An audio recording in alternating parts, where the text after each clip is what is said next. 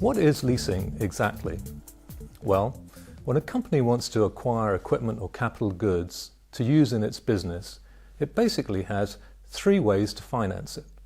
The first way is to use its hard-earned cash and go and buy the equipment, so it'll own it and use it in its business. The second way is to go to the bank and to get a bank loan and buy the equipment. There again, it will own it and use it. The third way is to enter an arrangement where somebody else buys the equipment and owns it, but the company can use it in return for a regular rental. This third way is called leasing, or sometimes it's called asset finance. What sort of equipment can be leased? Well, I should tell you that 25% of all leased equipment in the UK is passenger cars. By that I mean company cars and car fleets. Office equipment is another important category of equipment that is leased. We're talking here about computers, servers, printers, and then there are photocopiers, office desks, CCTV cameras, and this comes up to about 15% of the whole market. Finally, there is a rather exotic category of equipment called big ticket.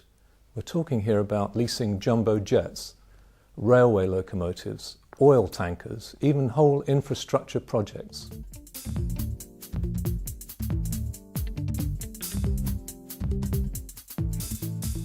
What is it about leasing that customers like, as compared to spending their hard-earned cash or going to the bank for a loan?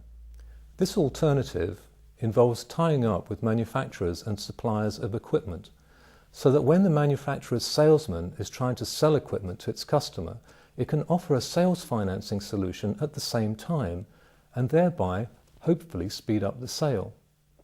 This is called vendor leasing, or if the equipment is low cost, it's sometimes referred to as sales aid leasing. Like most industries, leasing has its fair share of jargon, and you will hear common expressions coming up every day at work. Some of the most frequent expressions you'll hear are related to the type of lease transaction. The most common kind of lease is a finance lease, and this is a lease where over the period of the lease, the whole cost of the equipment is covered by the lessee's rentals, plus the interest costs and profit margin. Let's take a look at the various departments found in a typical leasing company. The functional organisation chart is similar between most lessors.